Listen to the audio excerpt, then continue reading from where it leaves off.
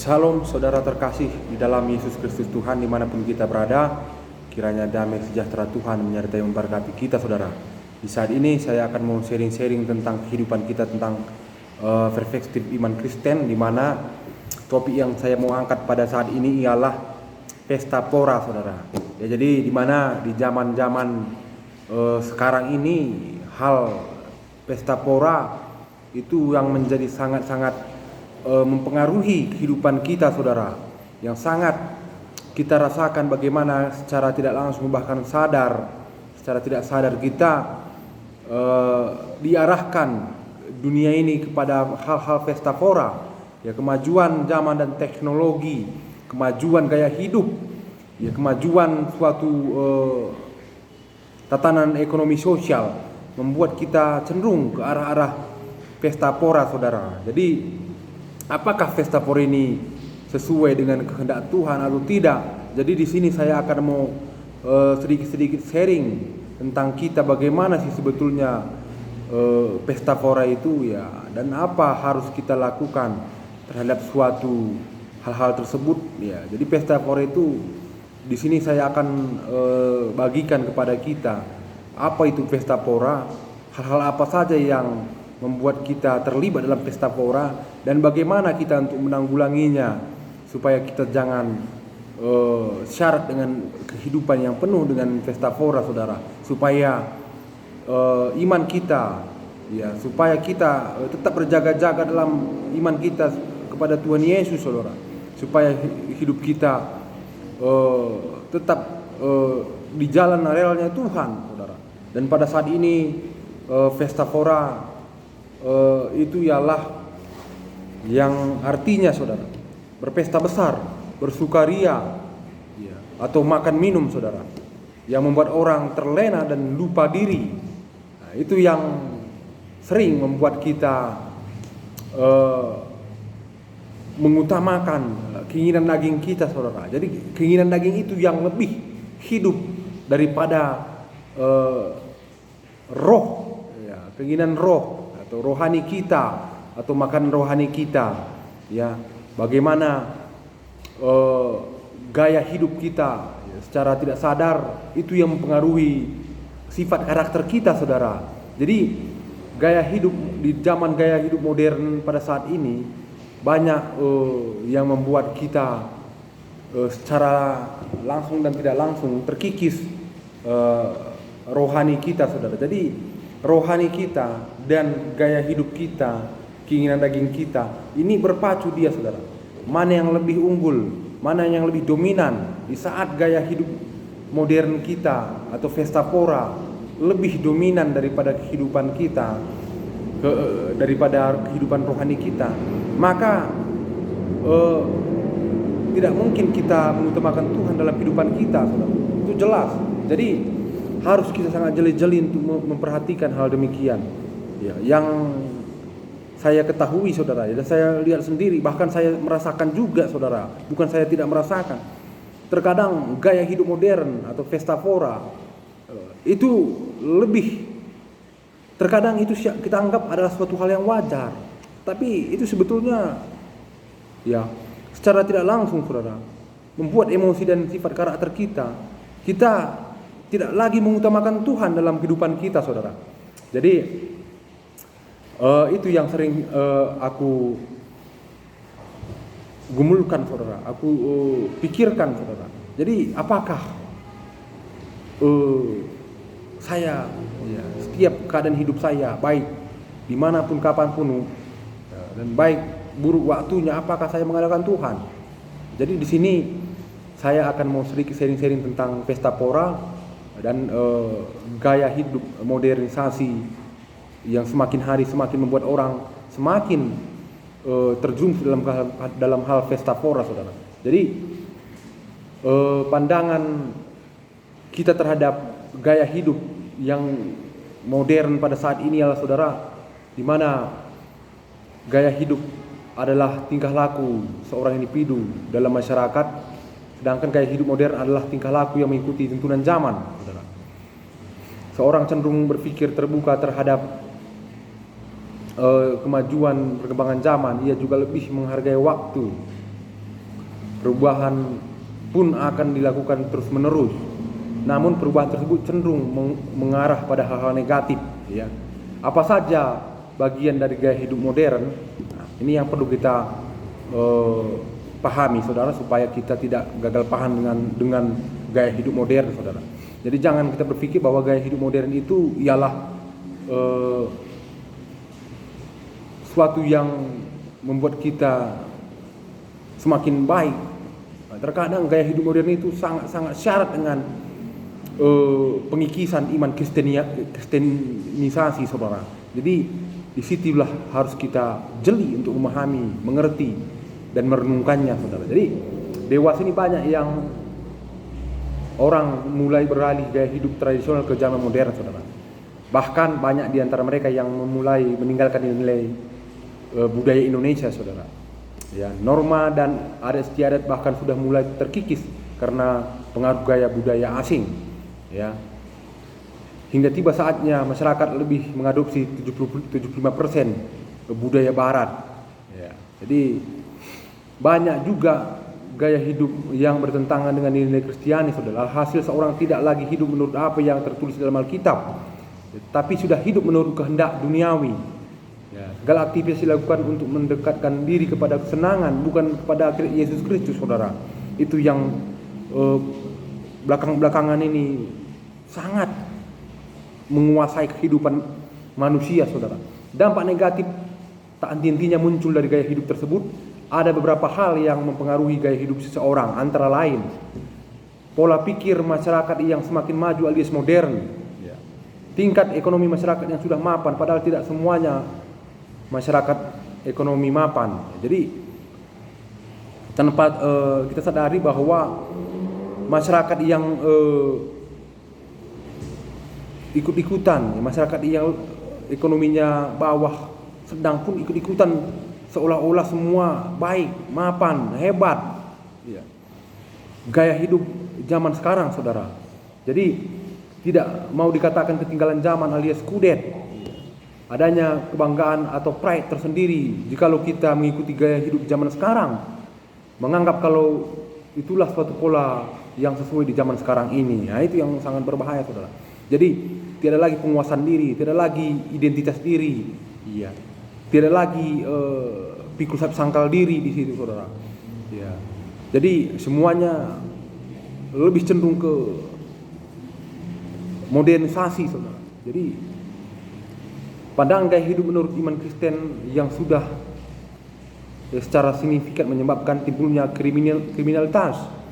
Ya, misalnya mencuri, tindakan asusila dan membunuh. Jadi di saat modernisasi ini semakin meningkat, saudara, banyak orang yang tidak bisa mengikuti perkembangan zaman tersebut, sehingga banyak orang yang seperti merasa terpinggirkan, merasa dikriminalisasi, sehingga banyak orang yang mencuri, ya, tindakan asusila, ya, dengan hal tersebut, dan banyak juga terjadi pembunuhan, saudara. Jadi ada 10, ya, kurang lebih yang saya rangkum gaya hidup modernisasi pada saat ini, saudara. Yang pertama ialah materialisme, ya, suatu yang dilakukan untuk memperoleh suatu hal yang bersifat kebendaan, ya. Pada seseorang akan menghalalkan segala cara demi materi, saudara. Bahkan ia tidak segan-segan untuk mengkhianati saudaranya sendiri demi uang, ya. Segala aktivitas yang mereka lakukan didasarkan pada uang, saudara. Jadi uang adalah suatu patokan dalam setiap apa yang kita lakukan. Bukan lagi aspek kerohanian, bukan lagi atas dasar cinta dan kasih. Itu yang sangat berbahaya, saudara. Jadi semua yang kita kerjakan ini seolah-olah ada uangnya atau tidak, ya. Bukan lagi dalam hal cinta dan kasih kata Alkitab, saudara. Jadi paham ini memandang manusia bukan lagi sebagai suatu tubuh dan jiwa, namun sebagai suatu benda yang dapat digunakan untuk mendatangkan keuntungan. Sangat sadis, bukan? Ya, jadi sangat sadis kalau kita berpikir seperti itu, saudara. Ya, di 1 Timotius 6 ayat 10, karena akar segala kejahatan adalah cinta akan uang, saudara. Dan yang kedua, hedonisme. adalah gaya hidup yang sangat banyak dianut oleh kaum muda. Hedonisme seperti pandangan hidup yang menjadikan kesenangan dan kenikmatan hidup sebagai tujuan utama. Ya, memenuhi hasrat atau hawa nafsu menjadi hal yang sangat penting. Hal ini sesuai dengan semboyan YOLO, you only live once, sehingga kamu bisa hidup sebebas-bebasnya. Hal ini yang membuat banyak orang menyimpang dari ajaran Kristenisasi, saudara, atau Kristen. Ya, misalnya seks bebas, party only night long, dan narkoba. Ya. Dan yang ketiga adalah individualisme, saudara. Memiliki pengertian bahwa manusia perlu diperhatikan secara pribadi. Poin ini menjelaskan bahwa diri sendiri lebih penting daripada orang lain. Jadi kamu tidak perlu memikirkan orang lain, tetapi pikirkanlah diri sendiri. Lakukan apa yang kamu mau tanpa memperhatikan dampak yang akan timbul bagi orang lain. Dengan kata lain, hal ini membuat manusia menjadi lebih egois, saudara. Atau krisis sosial terjadi di mana-mana tanpa seorang pun yang memperhatikan. Kemiskinan, kelaparan, musibah terjadi hampir seluruh di belahan bumi, saudara. Sebab sebagian orang Kristen, bagaimana sikapmu melihat hal tersebut? Tergeraklah hatimu untuk menolong sesama yang membutuhkan, saudara. Jadi sifat individualisme ini semakin, jadi semua bertumpu kepada pribadi, saudara. Aku, jadi semua aku yang lebih dominan, aku yang hebat, aku yang lebih mewah, aku yang lebih, dan sebagainya, tanpa kita lagi memperhatikan keluarga kita, saudara, bahkan tetangga kita, teman-teman kita. Ya. Jadi ini yang mempengaruhi kehidupan pada saat ini, saudara. Jadi hati-hatilah dengan hal-hal tersebut. Koreksi kehidupan kita. Ada lagi namanya 4, konsumerisme. Ya. Adalah gaya hidup yang boros, yang mengeluarkan uang. Uang dapat digunakan sebagai belanja, ini itu. Bahkan ada orang dengan tingkat konsumerisme yang melampaui batas, misalnya menyewakan bioskop untuk diri sendiri. Berlebihan bukan? Daripada menyewa bioskop, lebih baik uang yang didonasikan kepada orang-orang yang membutuhkan, saudara. Jadi sifat ini juga semakin berkembang karena pusat perbelanjaan yang besar terjadi di mana-mana. Coba hitung, saudara, berapa pusat perbelanjaan yang ada di kota kita? Banyak, bukan? Ya. Jadi terlebih-lebih pada saat ini, ya, ada Indomaret, Alfamart, Alfamidi, bahkan mall-mall yang besar yang lebih membuat kita cenderung lebih konsumerisme, saudara. Ya, beli ini tuh, beli itu, beli ini, bahkan kita pengen setiap hari membeli, ya, setiap hari menyetok bahan-bahan makanan di rumah, saudara, tanpa kita perhatikan. Ya, banyak orang yang bahkan untuk kebutuhan dasar makannya saja dia tidak sanggup, saudara. Begitu juga dengan status, ya, di mana pada zaman ini orang lebih cenderung melihatkan keadaan statusnya yang lebih hebat, saudara. Jadi saat ini banyak orang yang menghalalkan segala cara untuk memperoleh status atau alias kedudukan di dalam masyarakat, saudara. Selain jabatan, barang-barang yang dipakai juga menunjukkan siapa dirinya sebenarnya.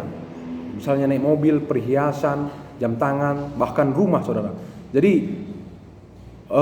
ini pun mempengaruhi, saudara. Ya, jadi banyak yang membuat kita dengan hal-hal tersebut, kita seolah-olah mempunyai status yang lebih baik. Apabila kita sudah mempunyai semuanya, ya, memiliki semuanya, maka kita akan merasa seperti orang yang di atas rata-rata, saudara. Kita akan mendapat kebanggaan diri, kepuasan diri, ya, dan itu adalah suatu hal-hal yang sangat mempengaruhi kehidupan kita dengan Tuhan, di mana Tuhan jelas dengan berkata, renungkan, pikirkan perkara yang di atas, bukan di dunia. Jadi hal-hal inilah yang sangat bertentangan dengan yang dikehendaki Tuhan, saudara. Ya. Bagaimana Yesus berkata kepada orang yang paling kaya di kota itu, anak muda paling kaya itu, jual hartamu bagikan pada orang miskin dan ikutlah aku. Tetapi di status yang kita memiliki hal-hal tersebut tadi, Ya kita seperti bertentangan dengan apa yang dikatakan Tuhan, saudara. Jadi yang keenam, ya, tempat nongkrong, saudara, atau kafe yang menjadi tempat favorit. Bercengkrama di kafe terlihat lebih nikmat ketimbang bercengkrama di rumah bersama keluarga. Ya, kafe disimbolkan sebagai gaya hidup modern, kepenatan stres, dan kesempatan untuk berjumpa dengan orang yang baru bisa dilakukan di sini. Galatia 5 ayat 21, kedengkian, kemabukan, pesta pora dan sebagainya. Terhadap semua itu kuperingatkan kepada kamu seperti yang telah kubuat dahulu, bahwa barang siapa yang melakukan hal demikian, ia tidak akan mendapat bagian dalam kerajaan Allah. Ya. Jadi tempat makan, ya, tempat minuman, nongkrong sekarang, ya, dengan gaya-gaya, dengan kemewahan-kemewahan yang miliki. Kita terkadang tanpa sadar setiap saat, bahkan setiap hari kita nongkrong di sana, saudara. Dengan kita menganggap bahwa kalau kita mengikuti gaya tersebut kita akan mendapatkan identitas diri. Ya. Jadi ini hal-hal yang sangat mempengaruhi kehidupan kita pada saat ini, saudara. Jadi begitu juga dengan yang ketujuh, saudara, ialah golf, breakfast, dan lunch dinner. Keempat, istilah tersebut, ya, semakin populer pada saat ini, bahkan kamu sering menggunakannya. Nah, istilah tersebut biasanya digunakan untuk melobi orang lain. Yohanes 13:34-35, aku memberikan perintah baru kepada kamu, yaitu supaya kamu saling mengasihi, sama seperti aku telah mengasihi kamu, demikianlah pula kamu harus mengasihi atau saling mengasihi. Dengan demikian kamu semua orang yang tahu bahwa kamu adalah muridku, yakni jikalau kamu saling mengasihi. 8, serba instan. Siapa lagi yang mau hidup susah di era modern pada zaman sekarang, saudara? Ya, perkembangan zaman menuntun semua harus bisa dilakukan dengan cepat. Contohnya hadirnya fast food dan junk food. Hanya butuh waktu 5 menit, kamu bisa menikmati hidangan yang nikmat. Ya. Begitu juga dengan serba mewah dan megah. Ya. Gaya hidup modern menjadikan pesta pernikahan menjadi sangat besar-besar, bukan lagi perayaan sederhana seperti yang diajarkan Yesus kepada kita, saudara. Ya, hiduplah sederhana, itu yang diajarkan Tuhan, saudara. Bukan lagi itu yang menjadi tujuan kehidupan kita pada saat ini, yaitu banyak orang yang mau nikah dengan yang terbaik, bahkan sangat mewah. Ya, disinilah yang menjadi tujuan dan motivasi kita tidak sejalan lagi dengan Tuhan, saudara. Ya, lebih cenderung kepada identitas diri. Ya. Dan 10, yang terakhir, saudara, adalah kemajuan teknologi, adalah gaya hidup globalisasi, di mana keadaan di seluruh dunia bisa diakses dengan kilat.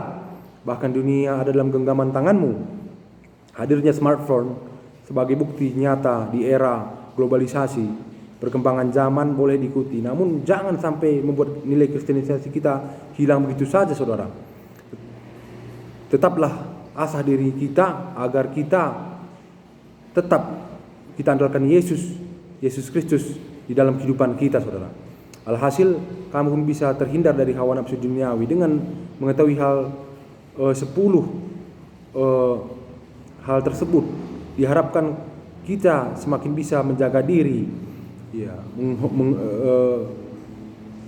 bahkan menjauhi hal-hal yang bisa membuat iman kita terkikis oleh kehidupan atau modernisasi yang semakin hari semakin terjadi, semakin maju, saudara. Jadi harus kita terus mengumpulkan, saudara, kehidupan kita, saudara. Ya, bagaimana juga pesta pora yang dilakukan ialah perbuatan daging, saudara, yang tidak sesuai dengan firman Tuhan. Ya, kita perhatikan setiap pesta pora pasti ada kemabukan, ya, seks bebas, pembunuhan, bahkan dosa-dosa lainnya. Jadi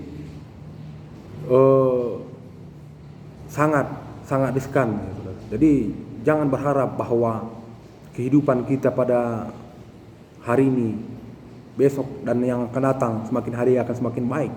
Ya, jadi bagaimana si iblis itu sangat lihai, saudara, menawarkan keinginan-keinginan duniawi ini, ya, menawarkan keinginan-keinginan, kemewahan-kemewahan dunia ini untuk mempengaruhi hati pikiran kita, fokus kita, supaya tidak lagi Tuhan Yesus yang menjadi sandaran daripada kehidupan kita, saudara.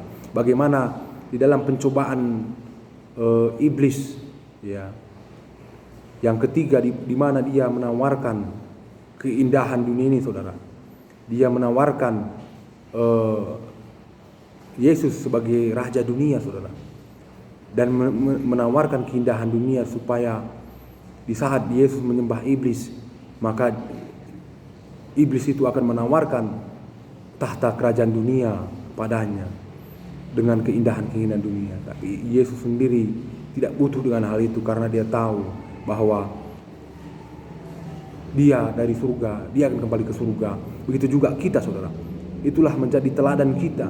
Kita harus berjaga-jaga dalam setiap kehidupan kita, supaya hidup kita tetap mengandalkan Tuhan, saudara.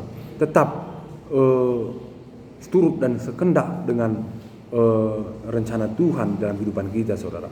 Tetap semangat, tetap belajar sungguh-sungguh mengerti, memahami firman Tuhan. Andalkan Tuhan Yesus, saudara. Minta tuntunan Roh Kudus supaya kita tetap berpegang pada perintah dan janjinya, saudara. Sekian ulasan renungan kita pada sore hari ini, saudara. Kiranya damai Kristus menyertai, memberkati kita, memberikan kita hikmat pengertian untuk hidup dalam kebenaran firman Tuhan. Damai Kristus menyertai kita. Haleluya. Amin.